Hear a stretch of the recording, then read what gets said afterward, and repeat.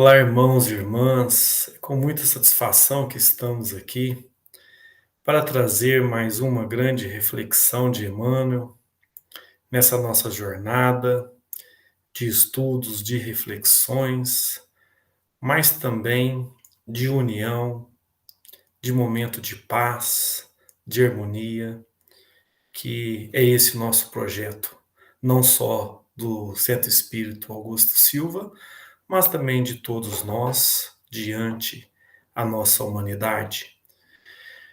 Para tanto, a proposta que estamos trazendo hoje vem falar muito do que inevitavelmente ocorre com todos nós, né? Às vezes nós temos momentos de angústia, de desânimo, e essa obra vem trazer para a gente um pensamento, um ensinamento muito profundo diante as nossas consciências, para as atribulações do dia a dia. E quanto mais sabemos que as provas e expiações são remédios para a nossa alma, melhor a gente consegue lidar com as adversidades, entendendo que isso faz parte do nosso planejamento espiritual. Mas, na minha concepção, né, precisamos de momentos conosco, assim como Jesus nos ensinou, de ir ao monte, de ir ao deserto, que aí ele se reestruturava e vinha para lidar com as adversidades. Diversidades essas enormes, e sabemos, né, que nós, ainda em processo de evolução, temos adversidades bem menores e muitas vezes dá a sensação de desânimo, que na verdade, quando a gente tem a verdadeira consciência de que a prova, que a expiação e o quanto isso é necessário para a nossa verdadeira felicidade, no nosso futuro, para quem tem a consciência da vida eterna, a gente então consegue lidar com mais resignação e principalmente resiliência. E para tanto, irmãos, nós estamos aqui hoje trazendo a obra da coletânea, né, de Chico Xavier, Fonte Viva, e em especial a obra que estamos trazendo, ela vem para nos agradecer a essa reflexão, que é a obra Vinha de Luz. E aí selecionamos para hoje, para o momento, o capítulo 102, que diz sobre atribulados e perplexos. Com o pensamento de Paulo em 2 Coríntios 4:8, dizendo o seguinte: em tudo somos atribulados, mas não angustiados, perplexos, mas não desanimados. E aí nós fomos presenteados com este capítulo maravilhoso que o Emmanuel traz para a gente, com poucos parágrafos, mas com uma profundidade enorme aos nossos aprendizados e acalento aos nossos sentimentos. E ele começa da seguinte forma: desde os primeiros tempos do Evangelho, os leais seguidores de Jesus conhecem tribulações e perplexidades por permanecerem na fé. Então aqui ele já traz para a gente, né, nessas perplexidades, ele não fala em desânimo, né, não fala em angústia, mas fala, sim, de uma realidade de nós aqui encarnados dentro de nossas limitações, ficarmos perplexos. Mas a importância acima disso para manter na fé.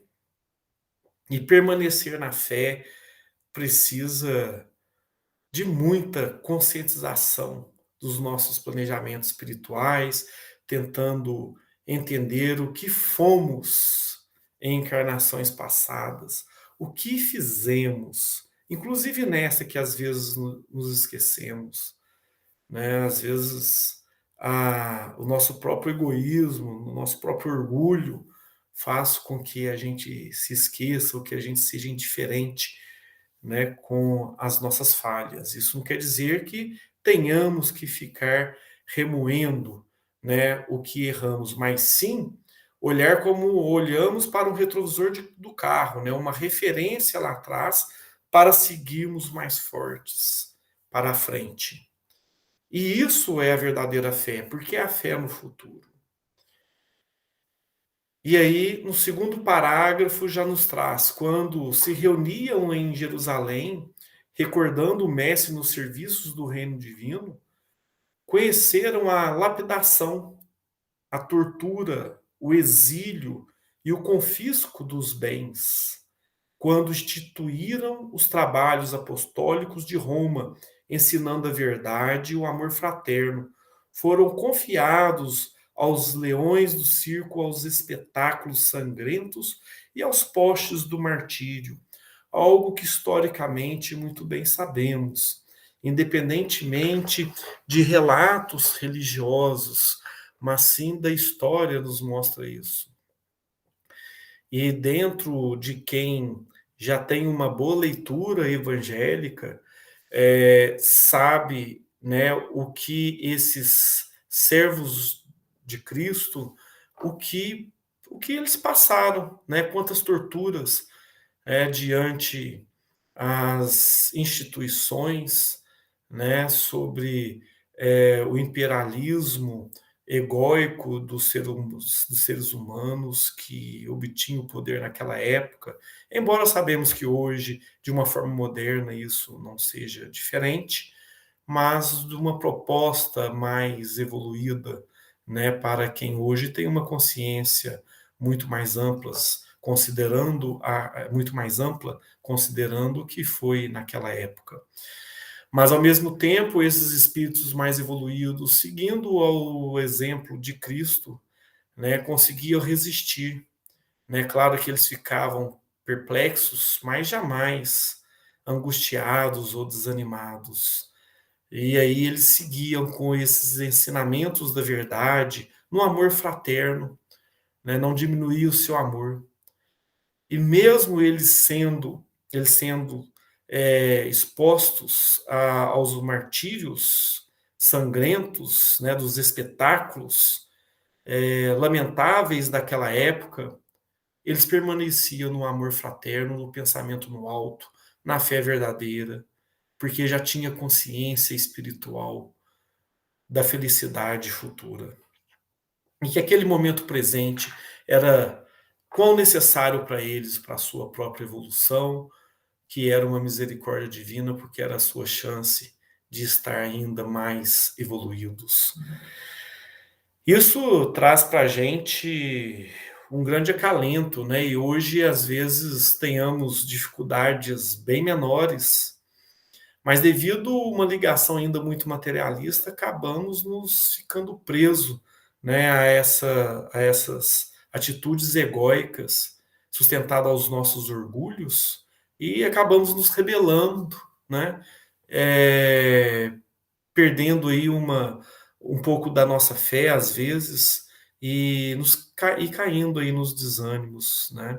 Esquecendo aí os grandes exemplos de Cristo e não só de Cristo, como todos os apóstolos e todos os demais cristãos que historicamente nos apresentou grandes exemplos reais. E para tanto, a gente traz aqui a reflexão e a lembrança dessa linda obra de Emmanuel, que foi, né, escrita, se não me engano, em 1953, intitulada Ave Cristo. Ave Cristo é uma das obras mais lindas e de exemplo de amor ao próximo e de fé verdadeira em Cristo.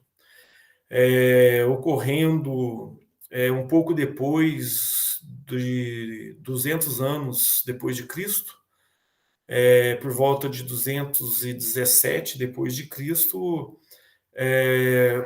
um espírito muito evoluído, ele pede para reencarnar para resgatar o seu filho amado, muito rebelde. E então ele vem com essa proposta em duas encarnações para fazer esse resgate, sem precisar, em princípio, por ele mesmo encarnar, mas ele vem, ele pede essa autorização no plano superior e vem com todo o amor e aqui passa por muitas e muitas situações que a gente não consegue parar de ler a obra. E ele vem então como quinto varro, que é assim o grande momento da obra, que acaba sendo traído pelos familiares, traído pela esposa. O amante de sua esposa então o persegue, tenta acabar com sua vida e ele consegue então fugir, passa por muitas e muitas dificuldades, várias situações de quase desencarne, mas consegue resistir com brandura, com fé, com resistência a partir da sublimação, né, na proposta de Cristo. Numa época em que Roma, a gente sabe historicamente que os imperadores daquela época, a partir dos poderios políticos e até mesmo que se diziam religiosos, perseguiam os cristãos, que não seguiam de acordo com as suas propostas egoístas, né? Então, Quinto Varro dá um grande exemplo nessa obra para a gente de resgate de uma alma rebelde, enrijecida, e ele resgata lindamente essa alma, doando duas encarnações de muito sacrifício em termos de matéria, mas de muita leveza espiritual. Eu, particularmente, sempre menciono que se alguém acha que passa por sofrimento, leia então Ave Cristo e vão entender o quanto isso daqui é passageiro, e o que é verdadeiramente a fé no futuro e a felicidade, como ela pode realmente ser alcançada. É claro que não só a obra Ave Cristo, mas Emmanuel traz da coletânea várias outras para nós, como Renúncia, né, entre outras. Bom, amigos, então e amigas, então, continuando ao raciocínio da proposta do próprio Emmanuel, nessa linda obra Vinho de Luz, ele continua dizendo: desde então, experimentam dolorosas surpresas em todas as partes do mundo. E aí a gente sabe, né, que de diferentes situações, em diferentes épocas, tanto no período medieval quanto contemporâneo, historicamente, né, todo mundo passa aí por experiências dolorosas e surpresas, né, de diversas formas, mas isso faz parte da lei de causa e efeito, e quando a gente tem a consciência do passado que fomos, né, menos evoluídos do que somos hoje, e a necessidade do presente para evoluirmos e aproveitar cada prova e expiação para sermos mais evoluídos no futuro e atingir a verdadeira felicidade, a gente tem muito mais resignação e, consequentemente, mais resiliência, tendo mais força para lidar com essas adversidades tão passageiras para quem consegue já ter uma visão mais da vida eterna. E aí a gente trouxe também esta uma parte, né, um recorte dessa linda obra também A Caminho da Luz, que é o capítulo 12, A Vida de Jesus, um subtópico chamado A Grande Lição, que Emmanuel diz o seguinte: o mundo era um imenso rebanho desgarrado. Cada povo fazia da religião uma nova fonte de vaidades, salientando-se que muitos cultos religiosos do Oriente caminhavam para o terreno franco da dissolução e da imoralidade. Mas o Cristo vinha trazer ao mundo os fundamentos eternos da verdade e do amor. Sua palavra, mansa e generosa, reunia todos os infortunados e todos os pecadores. Escolheu os ambientes mais pobres e mais ataviados para viver a intensidade de suas lições sublimes, mostrando aos homens que a verdade dispensava o cenário suntuoso dos areópagos, dos fóruns, dos templos, para fazer-se ouvir da sua misteriosa beleza. Então, que exemplo mais lindo, né? Podemos pensar do que esse, de Cristo, então, pegar com todo o amor e verdade aqueles pecadores, aqueles infortunados, e a partir disso ensinar para eles, porque eles tinham o coração aberto, tinham o coração aberto. Eles sim eram terrenos férteis, mais desprovidos desse vínculo materialista que a gente tem visto muito da atual sociedade, sustentada ainda com muito orgulho e muita vaidade, né, a partir desse egoísmo, que são as causas principais das misérias, dessa grande desigualdade social que vivemos, e as pessoas ainda buscando poder para ter, né, e não para servir. Então, a Caminho da Luz mostra para a gente essa grande lição de Jesus, e a partir disso, o trabalho com esses espíritos de coração mais aberto, que, né, a gente sabe muito bem a analogia que fazemos com os verdadeiros terrenos férteis. A Idade Medieval, envolvida em sombras, tentou desconhecer a missão do Cristo e acendeu-lhes fogueiras, conduzindo-os, além disso, a tormentos inesperados e desconhecidos através dos tribunais políticos e religiosos da Inquisição.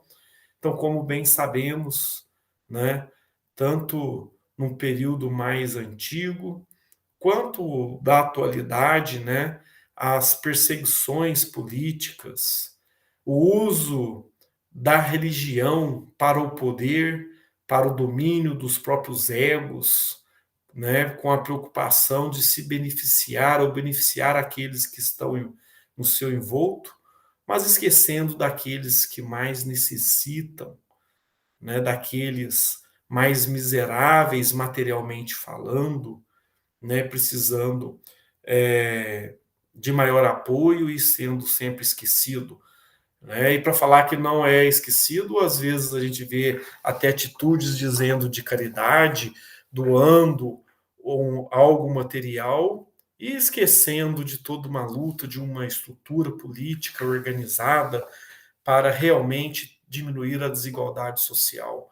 E as pessoas seguindo nesse raciocínio, né, passando de forma indiferente com aquele irmão que está sofrendo, com aquele que está passando por dificuldade, e às vezes a gente não consegue nem perceber, né, porque o nosso egoísmo deixa a gente tão cego para isso. E muitas vezes as pessoas buscam nas religiões uma certa proteção com atitudes de rituais, né, e outras formas, se sentindo então isentas, né, dos seus erros, da sua indiferença com aqueles que mais precisam. Então, naquela época, isso já acontecia, infelizmente, de uma forma moderna, de uma forma às vezes um pouco diferente. A gente percebe isso entre todos nós. E às vezes nós mesmos cometemos esse tipo de atitude por acomodação, por falta de vigilância, por falta de preparo em buscar enxergar as nossas atitudes egóicas.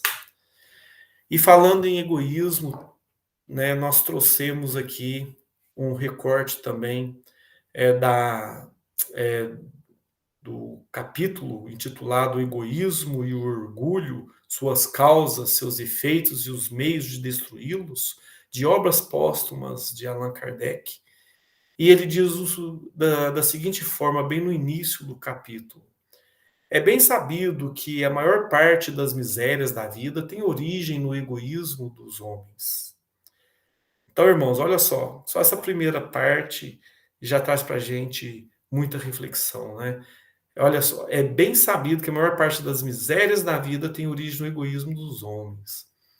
Quais são esses egoísmos, né?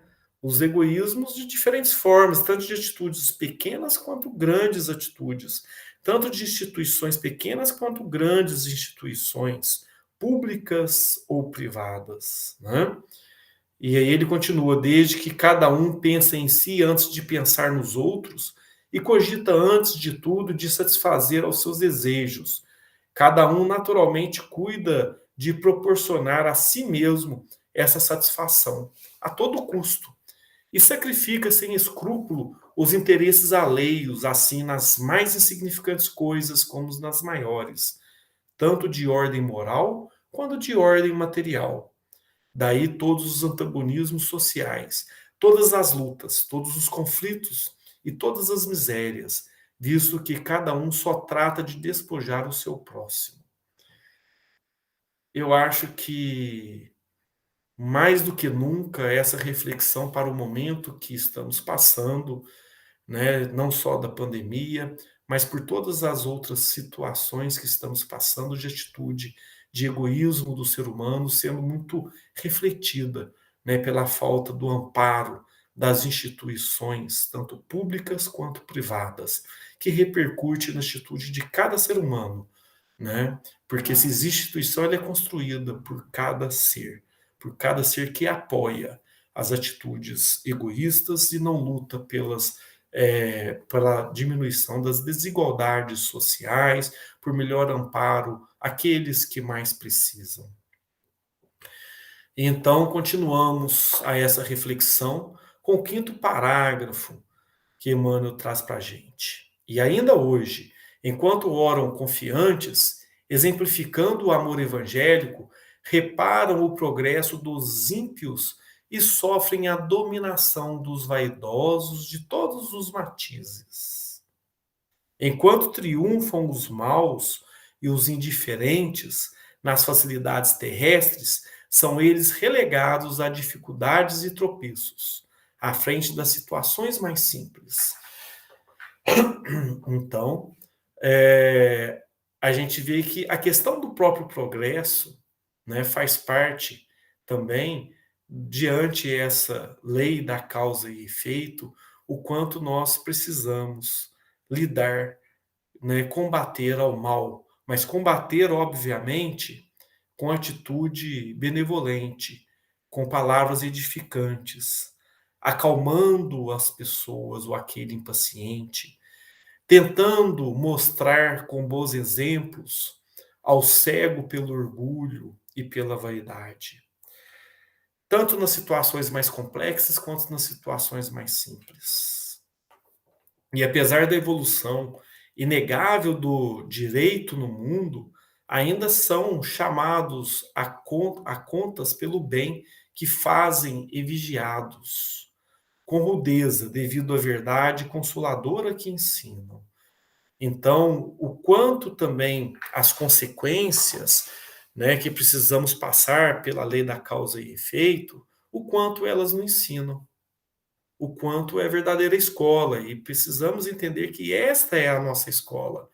Estamos na escola da vida e precisamos aproveitar todo momento, em toda oportunidade para nosso crescimento, para melhor resignação, para melhor resiliência e desenvolver a verdadeira compaixão àqueles ainda que estão cegos com determinada atitude que conseguimos enxergar, porque sabemos que muitas outras atitudes que cometemos ainda de forma infeliz não conseguimos enxergar devido às nossas limitações, o que cabe a cada situação para cada espírito.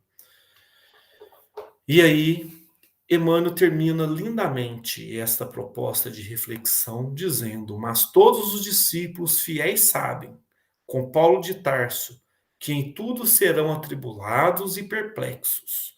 Todavia, jamais se entregarão à angústia e ao desânimo.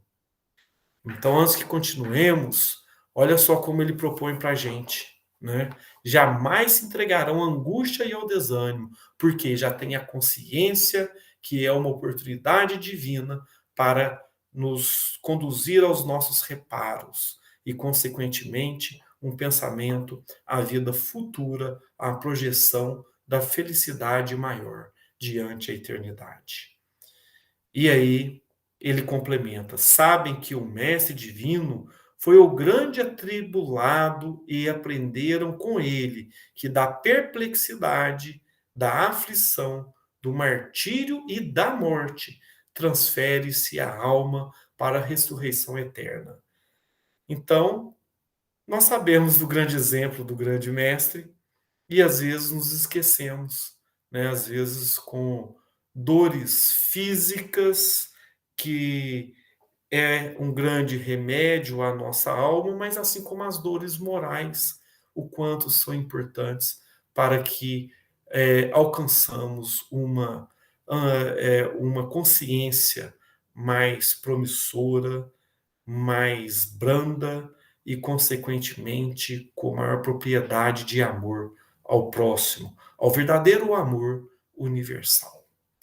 E assim, então, irmãs e irmãos, terminamos essa nossa reflexão, desejando a todos e todas muita paz, muita força, muita resistência para as lutas por vindouras, com alegria ao exemplo que Jesus sempre nos propôs. Um grande abraço. Sigamos em paz.